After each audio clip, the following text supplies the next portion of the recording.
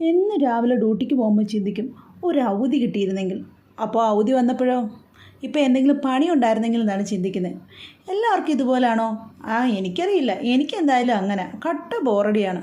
രാവിലെ ആയപ്പോഴത്തേനോ എഴുന്നേറ്റ് വന്ന് രണ്ടാളും രാവിലെ എഴുന്നേറ്റ് അവരുടെ പരിപാടി തുടങ്ങി. എന്ത് വഴക്ക്, ടി വി കാഴ്ച, അതവിടെ നടന്നുകൊണ്ടിരിക്കുന്നു.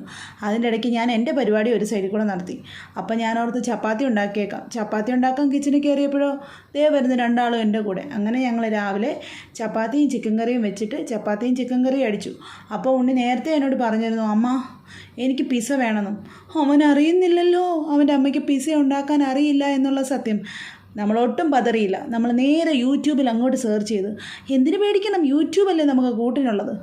അതെ, അങ്ങനെ നമ്മൾ അവസാനം ഒരു റെസിപ്പി അങ്ങ് സെറ്റാക്കി. പല റെസിപ്പികൾ മിന്നി മാഞ്ഞെങ്കിലും നമ്മളെക്കൊണ്ട് ആകുന്നത് നമ്മൾ എടുത്താൽ മതിയല്ലോ. അതുകൊണ്ട് ഒരു നൈസായിട്ട് ലൈറ്റായിട്ടുള്ള ഒരെണ്ണം നമ്മളങ്ങ് ചൂസ് ചെയ്ത്.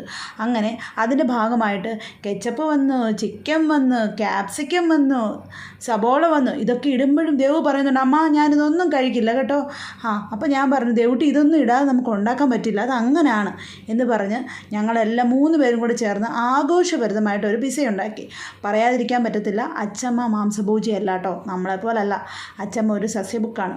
അങ്ങനെ അതുകൊണ്ട് അച്ചമ്മേനെ വിഷമിപ്പിക്കാൻ പറ്റില്ലല്ലോ. അതുകൊണ്ട് ഞങ്ങൾ അച്ചമ്മയ്ക്ക് ഒരു പങ്കുണ്ടാക്കി, ഒരു വെജിറ്റബിൾ പിസ്സ.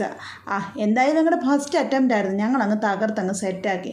അപ്പം രണ്ടാളും റെഡി ആയിട്ടിരിക്കുകയാണ്. പിസ്സ റെഡിയായി വരുമ്പോഴത്തേന് കഴിക്കാൻ വേണ്ടിയിട്ട്. അതിൻ്റെ എടുത്ത് പറയാതിരിക്കാൻ പറ്റത്തില്ല, ദേവുക്കുട്ടി പറഞ്ഞ പോലെ തന്നെ ഓരോ പച്ചക്കറികളും, അതായത് ക്യാപ്സിക്കവും സവോള എടുത്തു മാറ്റി രണ്ടാളും അടിപൊളിയായിട്ട് കഴിച്ചു. അങ്ങനെ അവർ ഹാപ്പി ആയിട്ട് പിസ്സ അടിച്ചു. അച്ചമ്മയുടെ പിസ്സയും വന്നു. അപ്പോൾ ഞങ്ങൾ 4 പേരും കൂടെ ഹാപ്പി ആയിട്ട് അന്നത്തെ ഈവനിങ്ങിൽ പിസ്സ കഴിച്ച് അങ്ങോട്ട് എൻജോയ് ചെയ്തു. അപ്പോൾ ഞങ്ങളുടെ ചാനൽ ഇഷ്ടപ്പെട്ടാൽ സബ്സ്ക്രൈബ് ചെയ്യാൻ മറക്കില്ല. ഓക്കെ, അപ്പോൾ ബൈ, ടേക്ക് കെയർ.